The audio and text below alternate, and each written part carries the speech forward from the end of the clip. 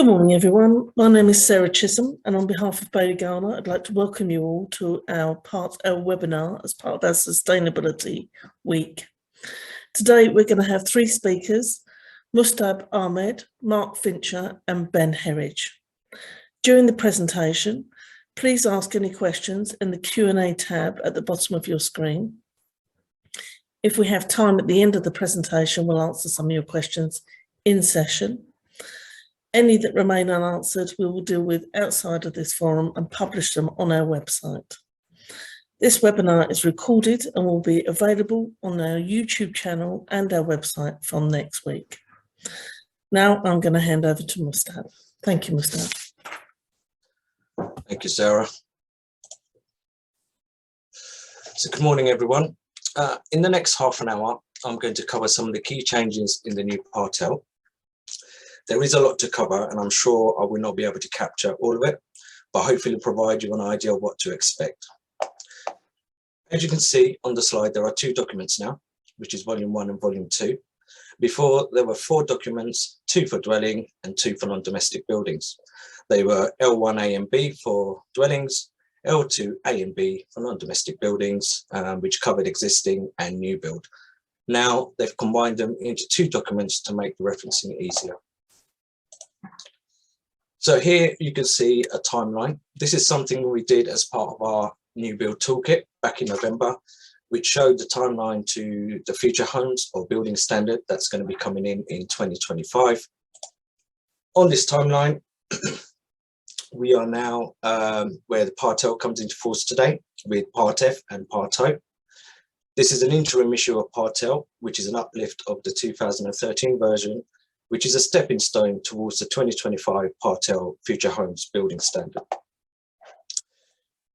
We are now in a transitional period.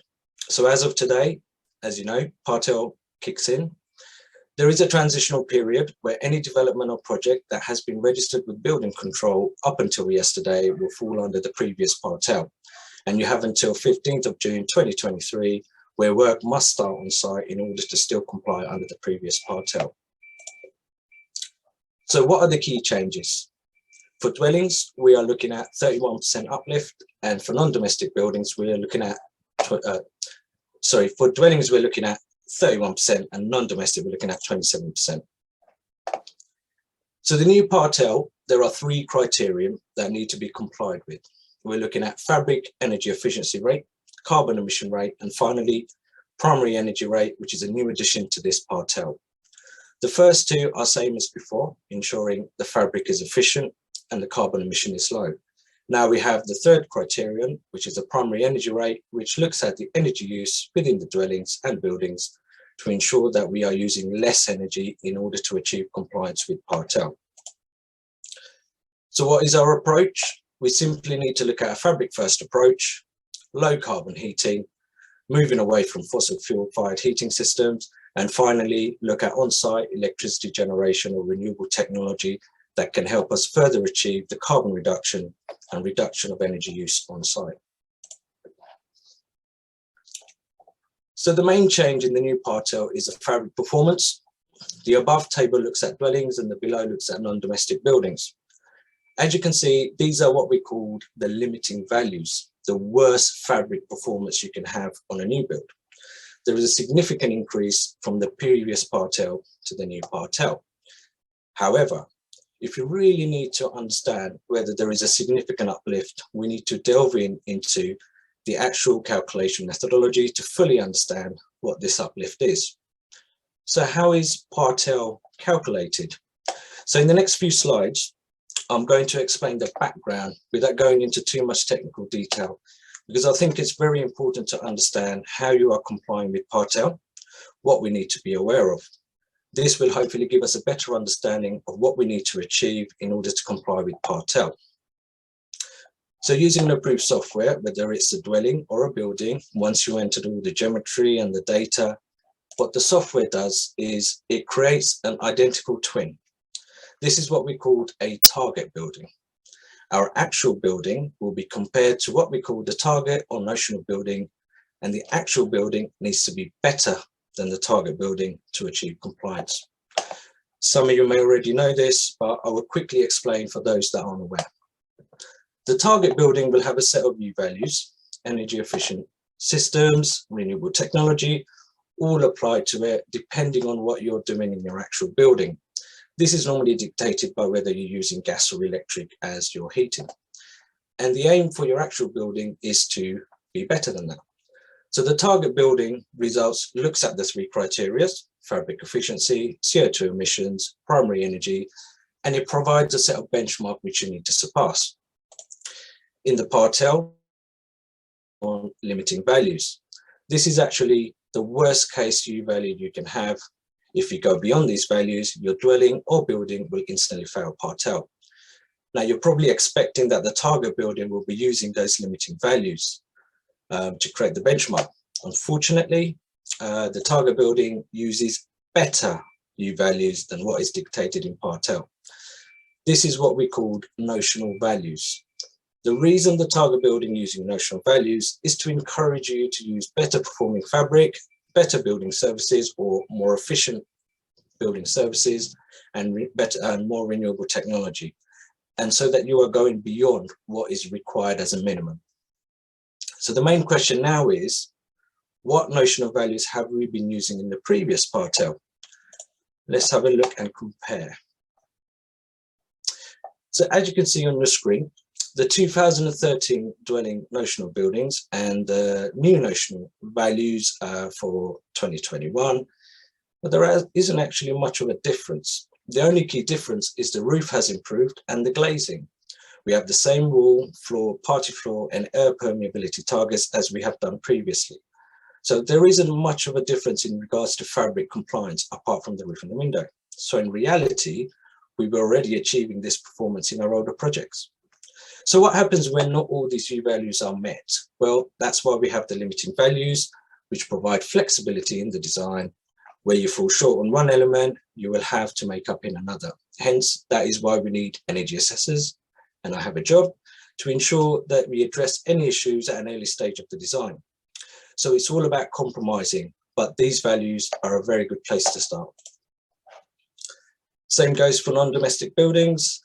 We can see are quite similar in values, where some of the U values mainly, excuse me, U values mainly do increases the glazing.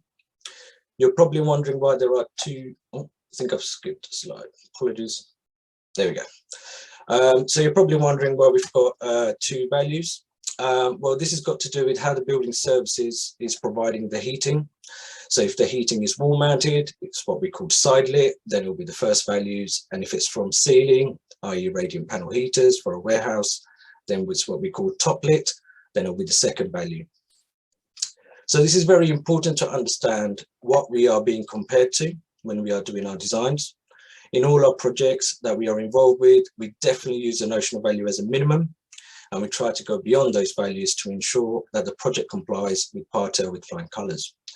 The other thing is when you've got projects within the GLA, which is the Greater London Authority, you have to comply with the London Plan, which means achieving 35% on-site carbon reduction beyond part L, with at least 10 to 15% via fabric performance, which means that the notional values will not be enough and you will have to go beyond them.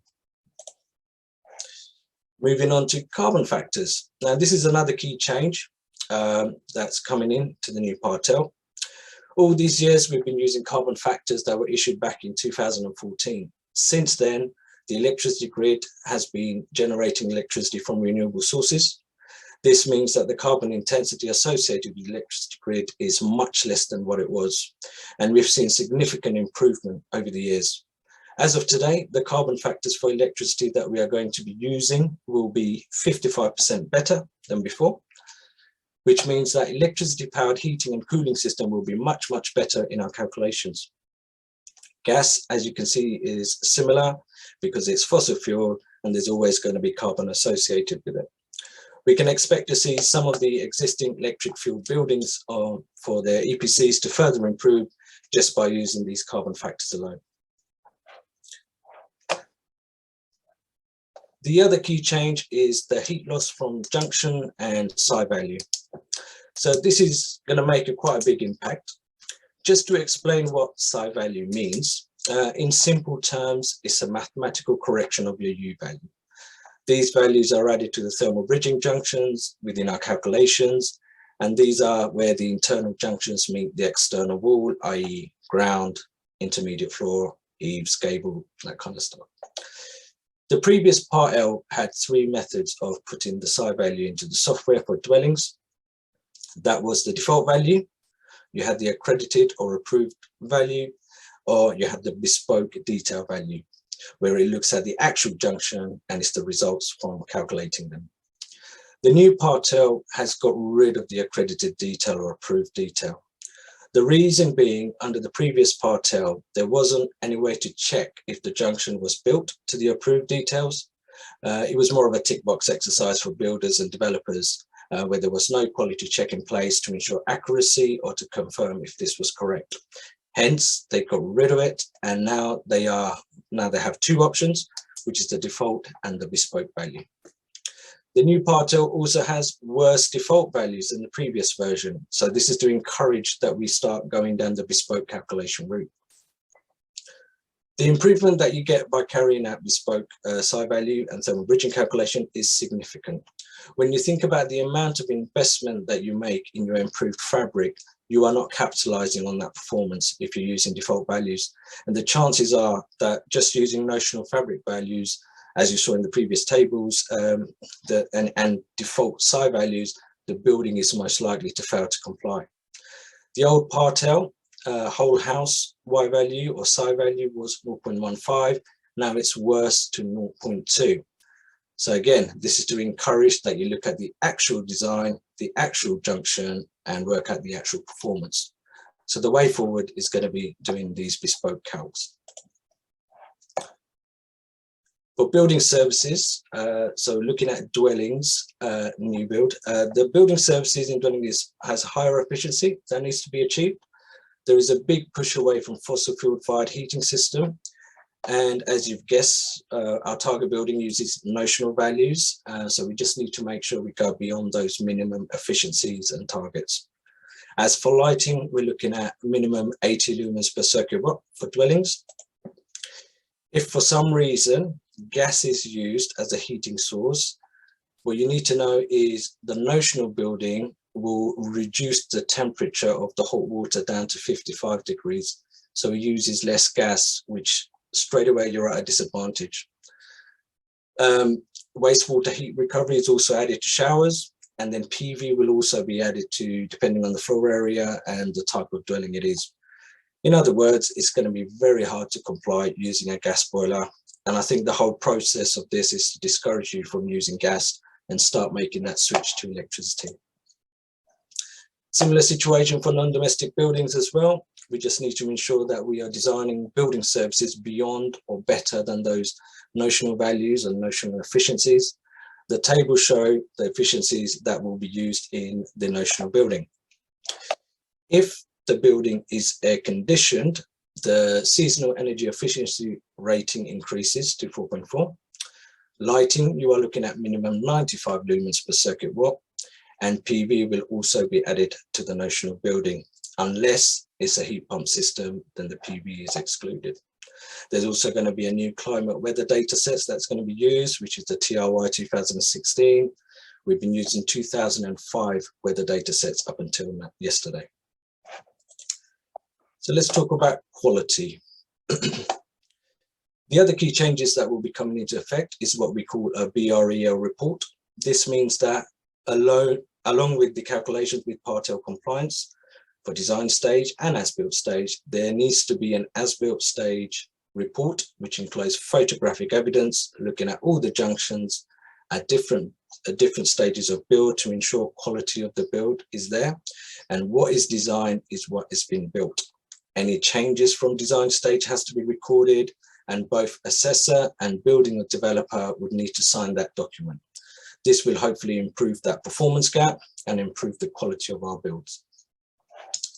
As part of that process, Part L has examples of how to log photographic evidence at different stages and a checklist of information that will be required. All new buildings will need to have air tests done. Sample testing on larger development is not allowed. And even in existing building, continuation of insulation across newly built elements needs to be photographed evidence to ensure that there is no chance of cold bridging in the future, which can lead to more growth and condensation risk. Air tightness also needs to be considered when certain replacements or installations are being taken or happening to avoid the reduction of heat loss from the envelope of the building. So that's for existing buildings. So just following on existing buildings, there is a webinar actually later on retrofit at midday. So if this is something that interests you, please join my colleagues later on who will be presenting on practical preparation for retrofit projects. So in existing buildings, you've got either renovation or refurbishment, and then you've got replacement of elements that will start triggering off certain things within Part L. Looking at those two images, when you are working on an internal surface or an external surface, there is a couple of triggers that would mean that you will have to bring the improvement to a certain fabric performance, whether you're renovating or replacing an element. So this is when 50% of that surface area of that elevation that you are renovating or refurbishing, then that whole elevation would need to be upgraded. Or if 25% of the whole external building envelope is being worked on, then you would trigger off the renovating the fabric improvement. So with new fabric elements, there are certain limiting standard values in both volumes that you need to achieve. If the fabric you are replacing is better than those values, then the fabric upgrade can't be any worse than before. These values or limiting values also need to be met if you are doing an extension to an existing dwelling or building, or if you're replacing elements within the existing buildings, i.e. windows or doors.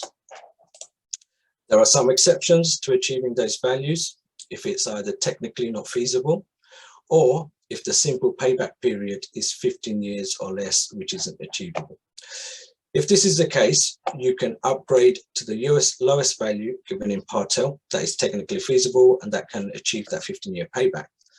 Looking at these tables for existing, which is the top table, dwellings, and for non-domestic buildings, the bottom table, column A is what you should be, is the worst case, and column B is what you should be targeting, again, if it is feasible and if it has that 15-year payback.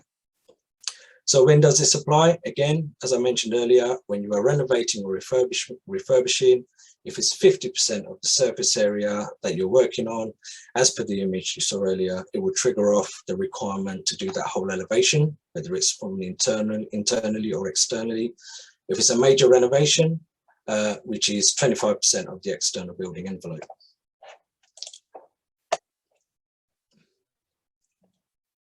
Part O. So just to finish off, I think it's important to mention Part O, even though it's not part of this webinar, but I think it deserves a mention.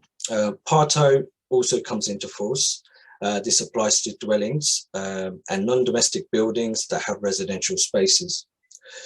This is basically to limit the solar gains in the summer and to make sure good means of removing the extra heat from an indoor environment. And there's two methods to achieve this. So you will have a simplified method or a dynamic simulation method.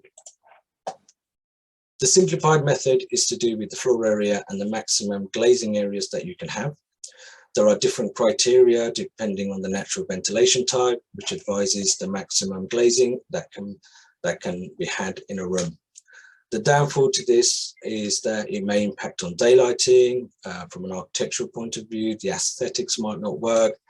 So the most common option will be to have dynamic thermal modeling done, which is the second option. This is where you create an 3D energy model and you do the overheating analysis in accordance with CIBSE TM59 guidelines. This is something that is currently used a lot, especially with projects within the Greater London Authority. This method will allow more flexibility in the design. It is more an in-depth analysis of looking at the overheating risk in residential spaces. So this will probably be the recommended way forward. As for non-domestic buildings, depending on the requirement of your local authority, dynamic simulation modeling is the route, and to ensure that you are complying with the relevant CIBSE guidelines. A quick mention on Part S, as a lot of people are talking about this. There are 6 categories and each have a different requirement. All new builds and buildings undergoing major renovation or change of use will need EV chargers. The Part S caps the installation cost at 3,600 per point, or 7% of the development budget. An investigation would also need to be done into the grid capacity. This is mainly for existing, if it's a change of use, to see if there is that additional capacity available for these EV charging points. And you will need to understand whether there might be a need for an additional substation, which can add a significant cost to the build. So just to finish off, the new Part L is an interim stepping stone towards the future homes of building standard. It is to reduce the performance gap from the previous version and take a step towards the zero carbon ready homes or buildings. This phase is also to help the industry prepare and adapt to the upcoming 2025 Part L and the changes that it brings with it. There is an uplift in limiting fabric values, but the notional values, there is a less of an uplift. There's a requirement for increased energy efficiency in building services that we need to design to. The carbon factors have improved by 55% for electricity. Gas is not favoured in this new Part L. Thermal junctions would need to be investigated and psi value calculated to maximise the fabric performance.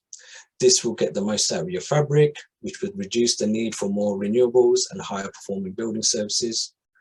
New dwellings, buildings require air permeability testing. Sample testing is no longer permitted. And you've got the on-site audit. So you need to the BREL report. This would need to be done looking at all the thermal junctions at different stages of the build with photographic evidence in order to get compliance with building control. It's important to remember, no photos, no evidence, there'll be no report, and you won't be complying at as-built stage. So it's very important that these procedures and processes are put in place.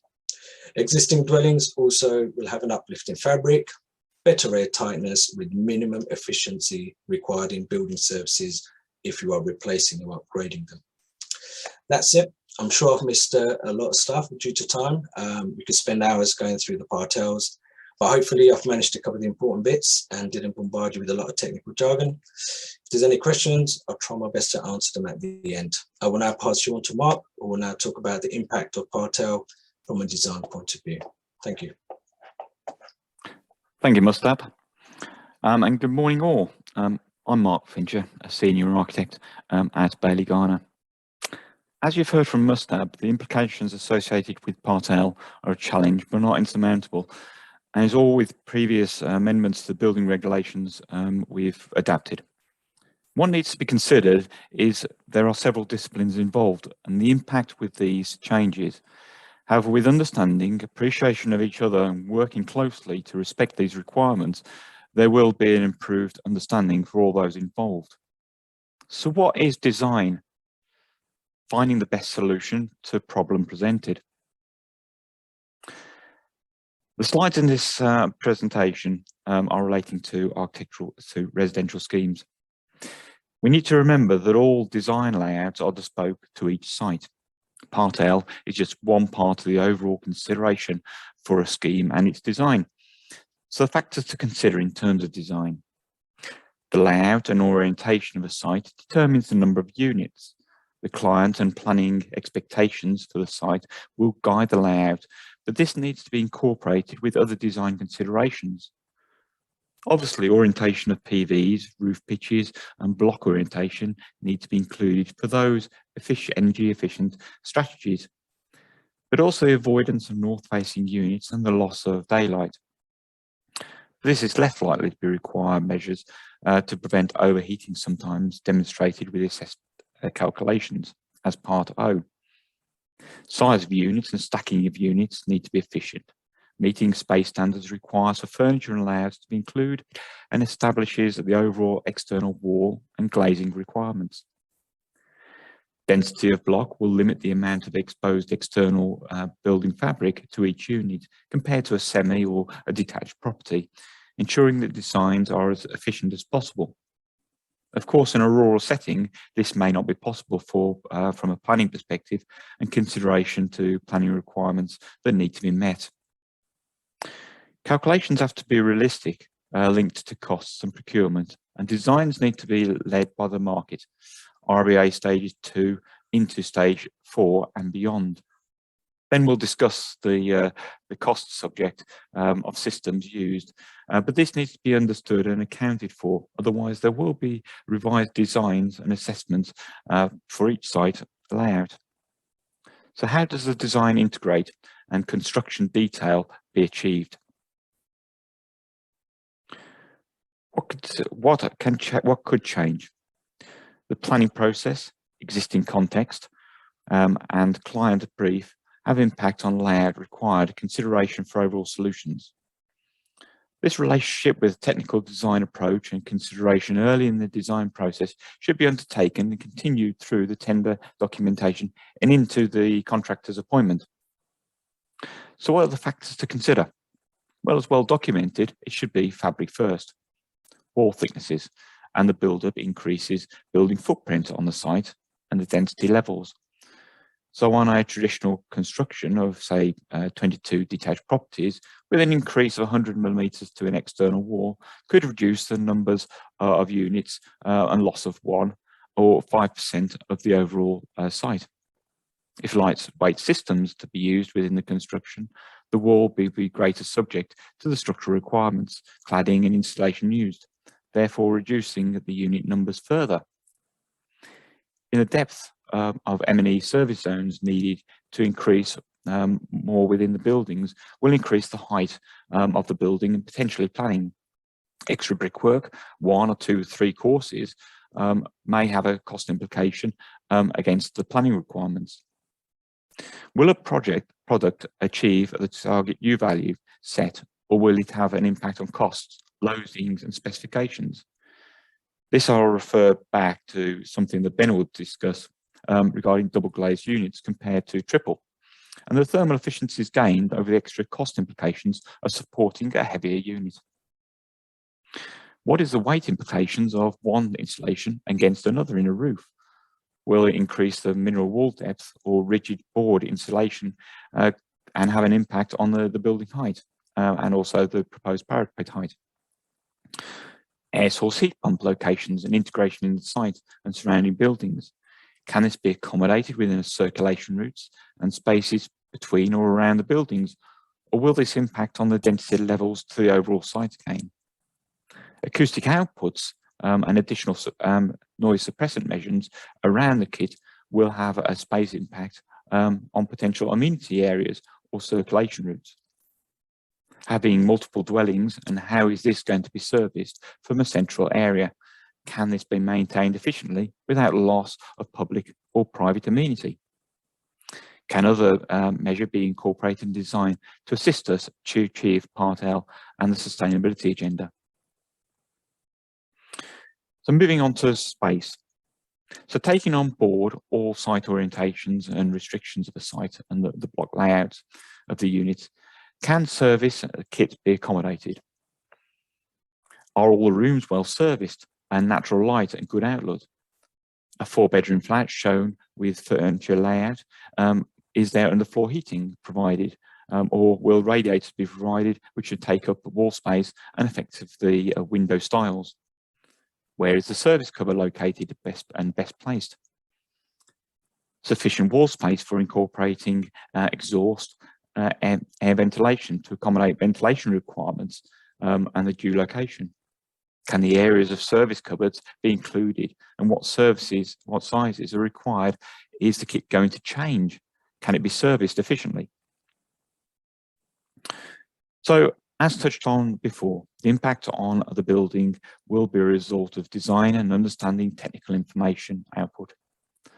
The materials, the thermal properties and calculations for build-ups will need to be considered from the outset to ensure unit numbers are correct to the building footprints.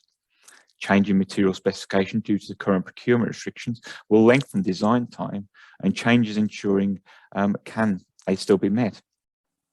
increasing specification of elements and additional loading of components on fabric and structure. For instance, the triple glazed windows need to be considered.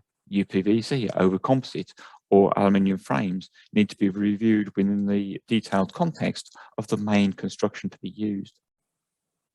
Fixing of equipment, is there a loading impact on where the kit is being placed, and the design aesthetic which is being required by the architect, the client and the planners?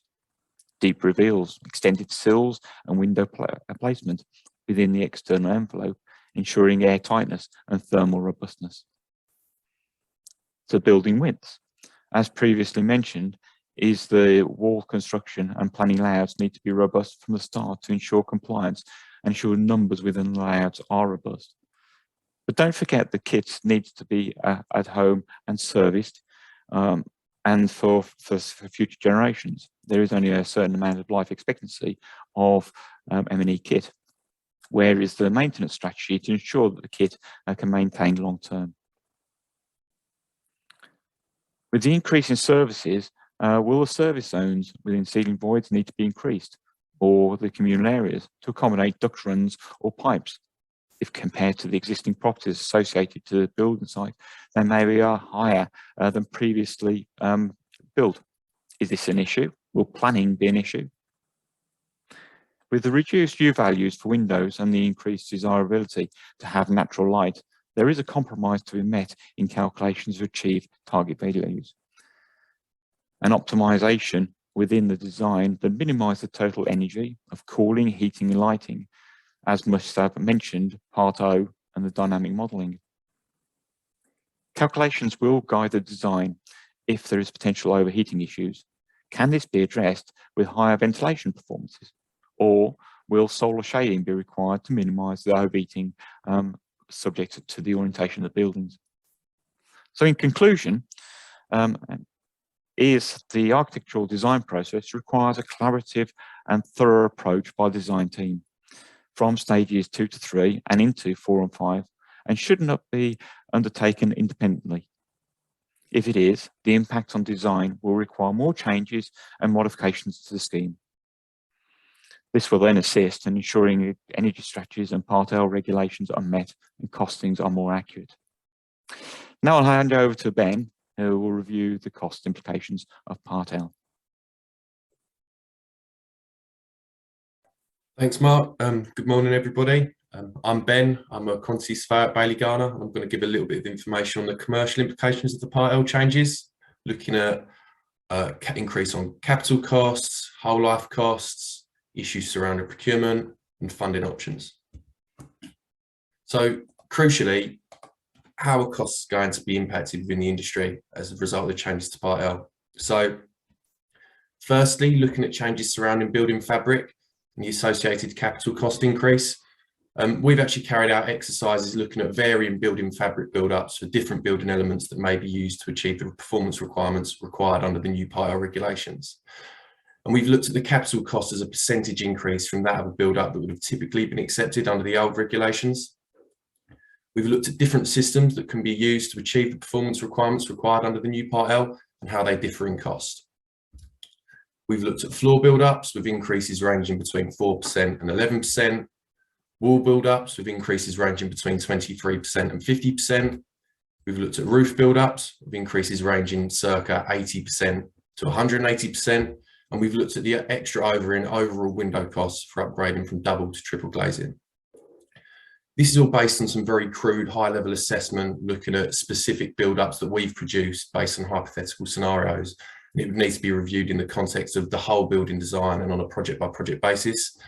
But the point I'm highlighting is that there are increases in capital costs associated with the fabric changes potentially required under the new Part L regulations. And there's a ranging cost difference between the different systems which could be implemented to achieve the new performance requirements. Something that we're keen to highlight through this section of the webinar is the importance of understanding the cost benefit of different approaches to satisfying the new Part L criteria.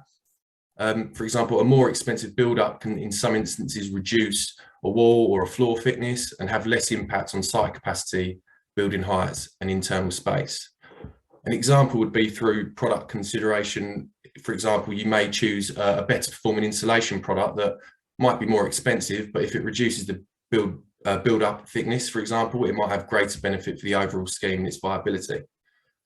The key to optimising the design approach to achieve the new Part L requirement is early engagement and consideration with the design team, the cost consultant and the supply chain to review different build-ups and products available. And this is the first time I'm going to mention during this webinar the importance of a multidisciplinary approach to how the new Part L requirements are achieved.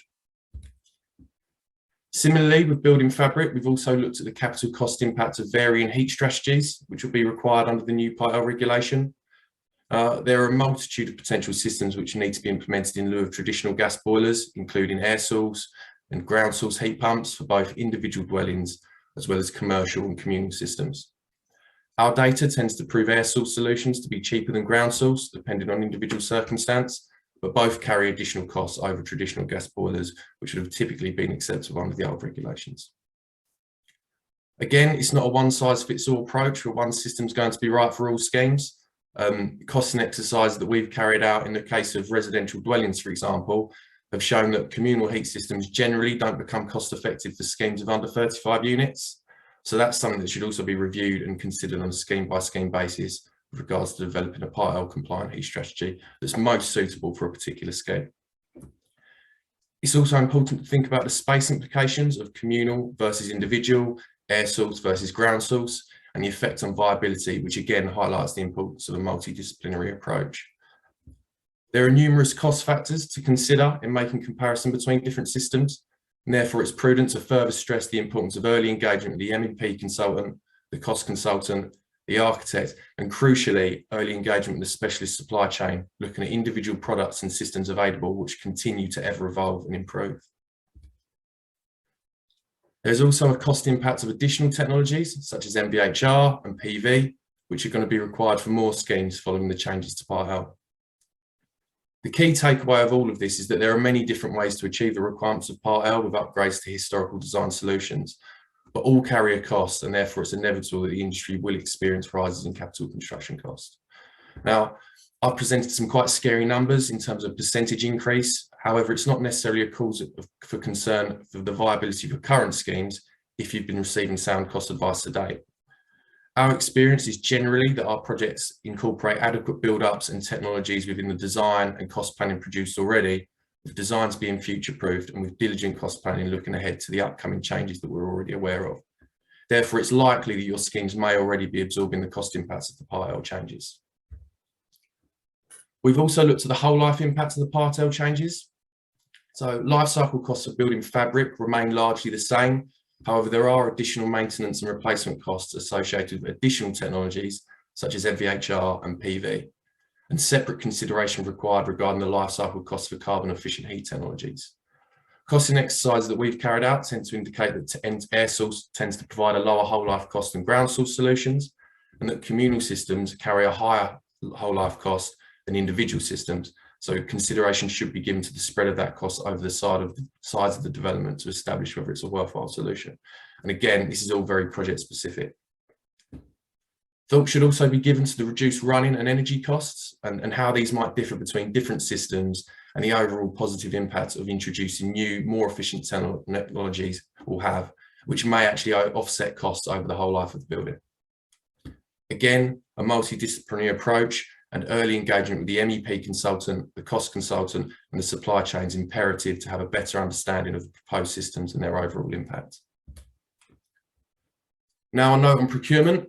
So, I mean, generally there are issues industry-wide at present with procurement linked to COVID-19, Brexit, and the Ukraine war, which I'm sure most of you are already aware of. That's where the key issues in the industry are with procurement currently, regardless of the changes to Part L. However, increased energy prices have caused a rise in demand for heat pumps and PVs, which is having a knock-on effect on the supply of these technologies. Additionally, a worldwide shortage of the raw material polysilicon, which is a key component in the photovoltaic supply chain, is causing further supply and cost issues. There are, however, due to clear and obvious demand, a number of carbon emission reducing technology providers in the market compared with recent years, and a number continuing to emerge, which will hopefully improve supply and costs over time. Again, early engagement with the supply chain is available via these suppliers, and they are willing to help, and this engagement is highly important to give a better understanding of product availability and lead-in times as early as possible so that problems can be mitigated. Something also to note regarding procurement is that due to the Part L changes, certain design elements may now require more detailed design development prior to planning to ensure compliance. Therefore, this may have an impact on the procurement routes that we adopt for our schemes, with potential for more designs to be developed further and more schemes be intended at later design stages via traditional procurement routes or with a two-stage approach, as opposed to early stage fixed price lump sum design and build procurement routes. So again, something that may need to be considered. Now, lastly, just a brief note on funding. I've talked a lot about the capital cost increases that the Part L changes carry. So what does that mean for the viability of our schemes and how is it going to be funded? Well, the UK government do provide grant funding to support decarbonisation in public sector buildings, and funding is also available where schemes are applicable via private investors who actually have an obligation to provide a certain amount of investment into the reduction of carbon emissions. So funding is available to support the inevitable cost pressures that we're highlighting. I'm now going to pass you back to our chair, Sarah, but I'll be happy to take any questions at the end. Thank you. Thank you, Ben, Mark and Mustab, for your presentations. It's most helpful. We have got a bit of time at the end of this presentation to answer some questions. And if I open up the question chat room, the first one I think will come to you, Mustab. It says, how much can thermal bridging calculations impact on development compared to default values? Yes, it's quite a good question. It will make a significant impact, as I mentioned earlier.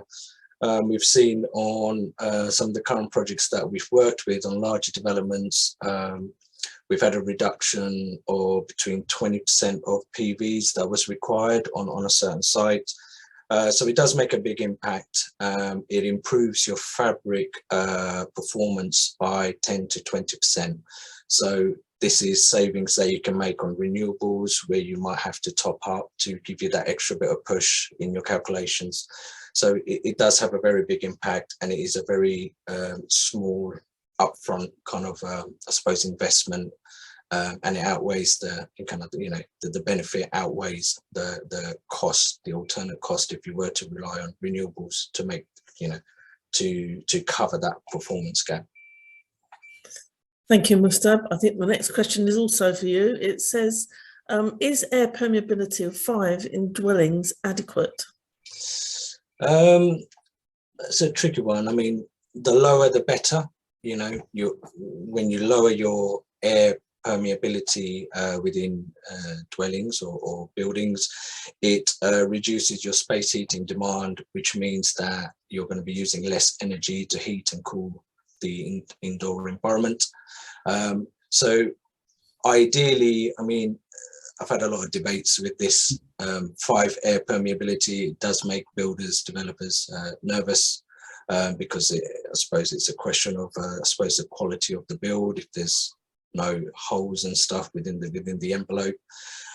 But my recommendation normally is for flats, we should try and aim for 3, and for dwellings and especially non-domestic buildings, I think 5 is okay. But if you want to address, you know, fuel poverty, you know, want to reduce that end cost to your end occupier, then the lower the air permeability, the better, because you get the more out of your fabric and the air, you know, and reduce that space heating demand. Thank you, Mustab. I'm sorry, we've got another one for you.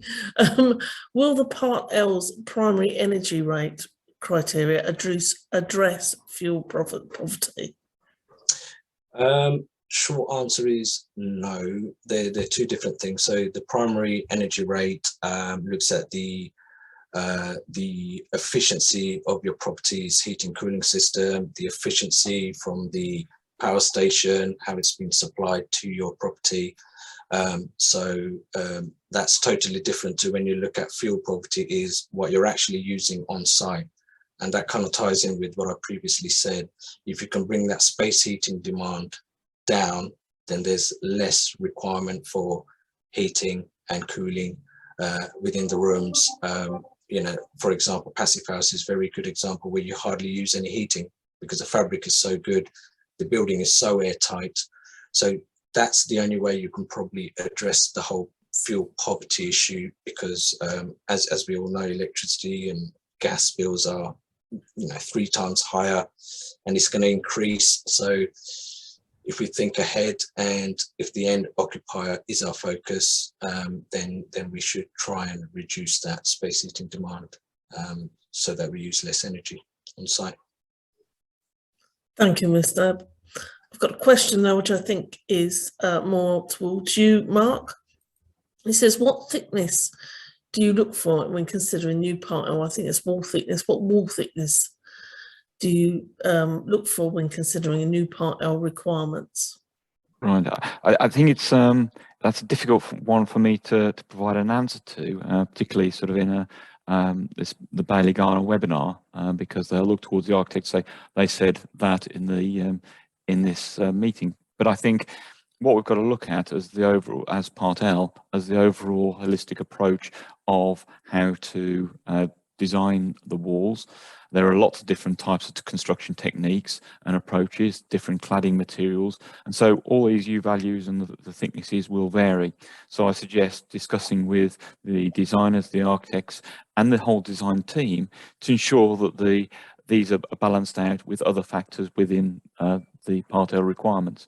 I think as a rule of thumb, if you're looking, say, for sort of 400 mil approximate, that would then at least give you some tolerance with any service zones internally, and possible changes on the overall build-ups.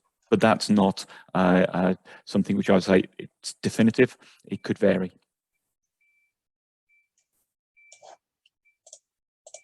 Thank you, Mark. Ben, we've had a couple of questions coming for yourself as well.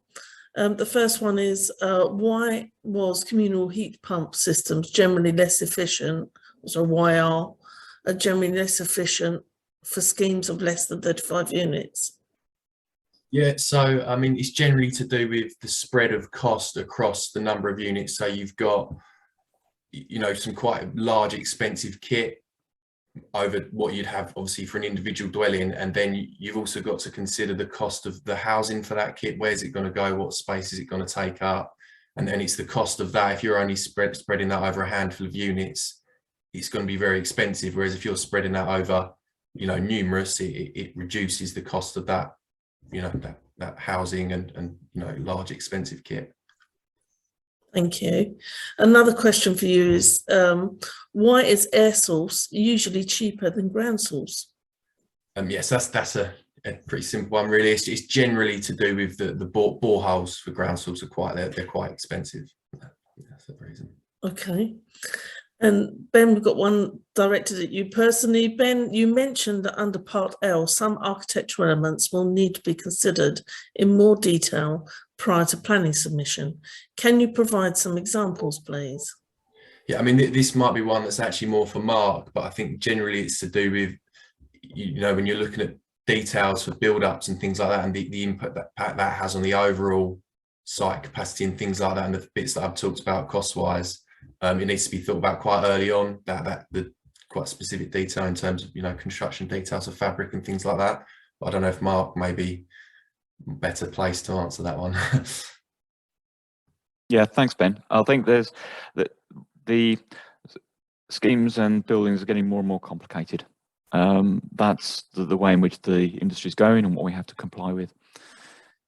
We have to understand the design implications as a whole. And it's not just from a planning perspective, looking at a box and the structure. We have to go into it, and using the digital tools that we've got available, we can start modeling all these things into a model. And I think including those early on, understanding what the implications are, and I refer to a sort of multidisciplinary approach to these things. Everyone gets on board and provides their input into the detail for it, in terms of the sort of wall build-ups, the ventilation systems, the depths of service zones, where we're putting kit, like I mentioned previously, what the size is, where it's located. We would all love to have open space around gardens, but we are slowly more and more getting restricted on all sites by having a sort of kit and ways in which we do things, and we want to have that more space. And I think we've got to look from a planning point of view, all of the details as much as possible to be robust in that construction. And as I said in my presentation, we're not just doing it up to stage 3 here. We need to be considering stage 4 elements at stage 3 and even before, so that we've got a robust approach to the scheme. Thank you, Mark. John Faulkner, thank you very much for saying it's a great webinar. That's very nice of you.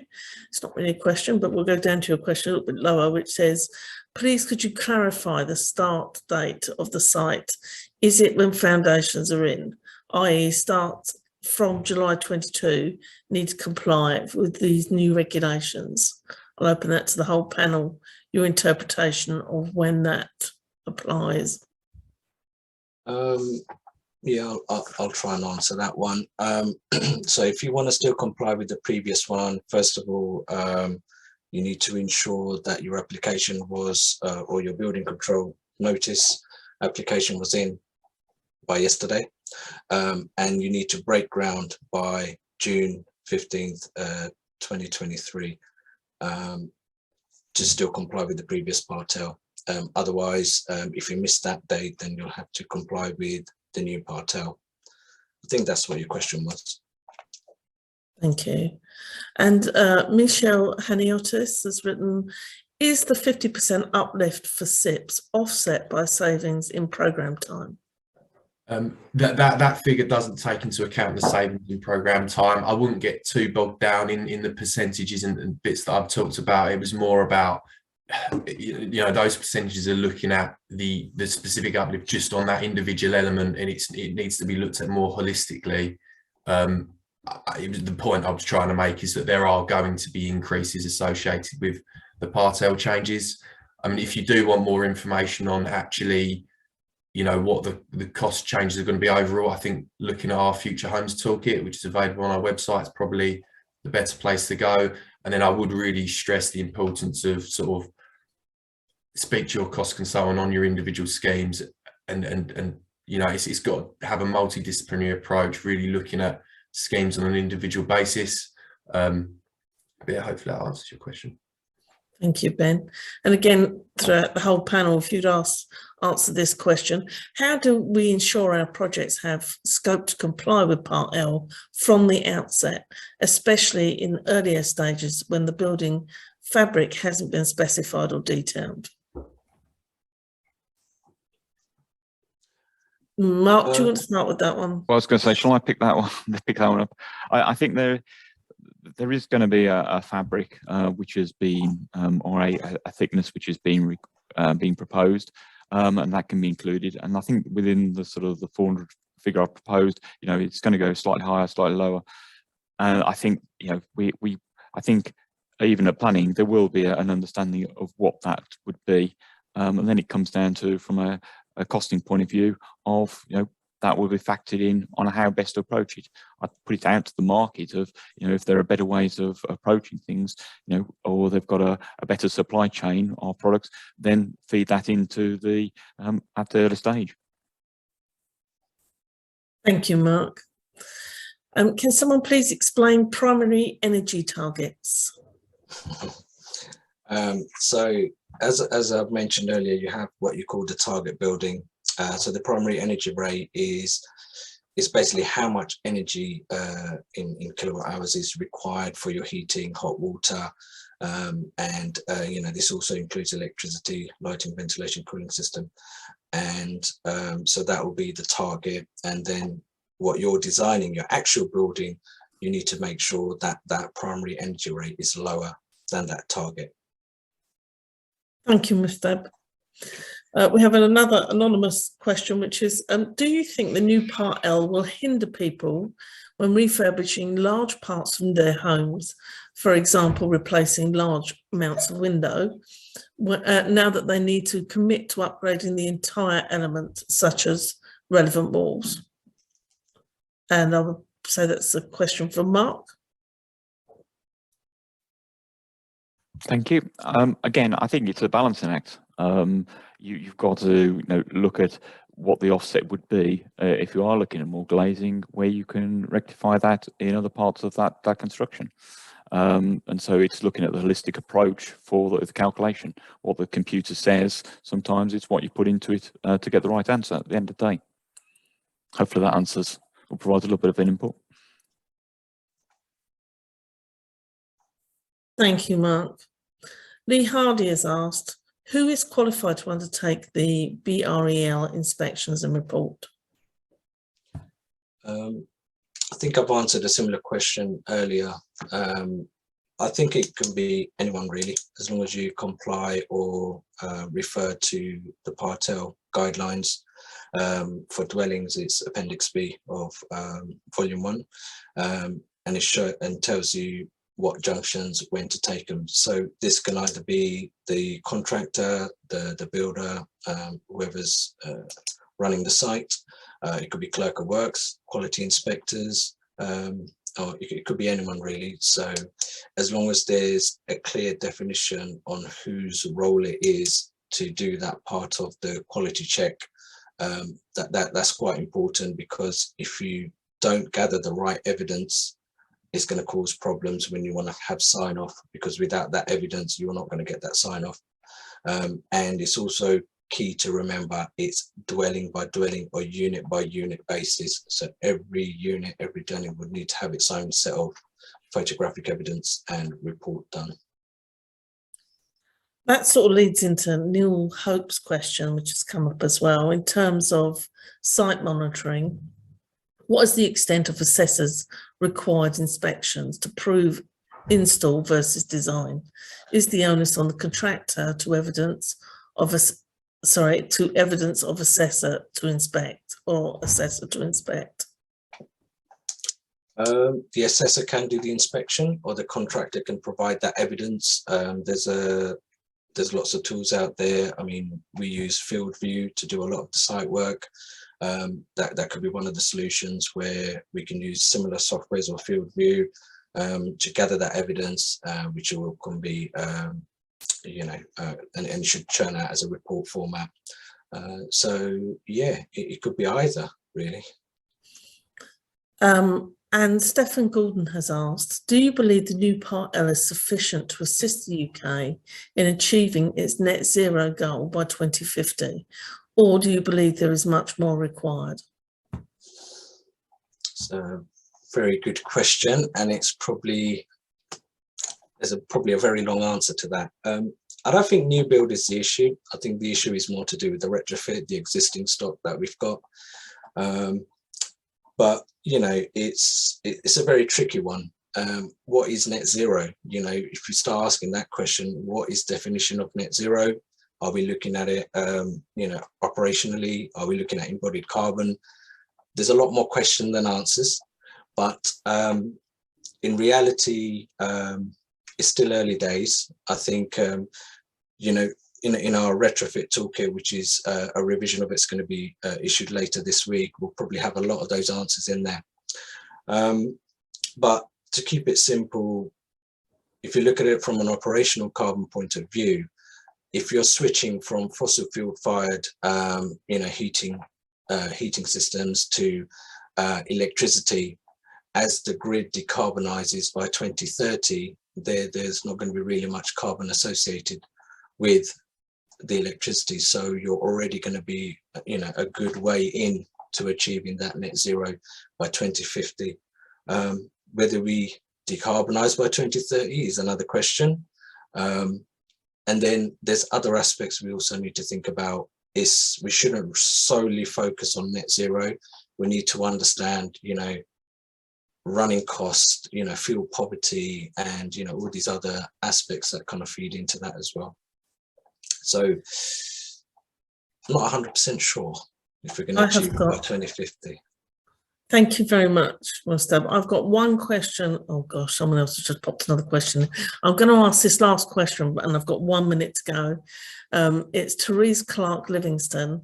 Is there an alternative Part L provision requirement for a scheme of less than 35 units? I don't think so. I think Part L applies to all new builds. Okay, thank you. We've reached 10 o'clock. The last question that's just popped into the chat, we will pick up after this. I will also go through the general chat and pick up any questions and get those answered as well. I'd like to thank everybody for joining us in this webinar today. There is another webinar at midday today that we're running, which is on retrofit. So please come along to that if you haven't registered already. Please do so. Have a great day and thank you very much. Thank you.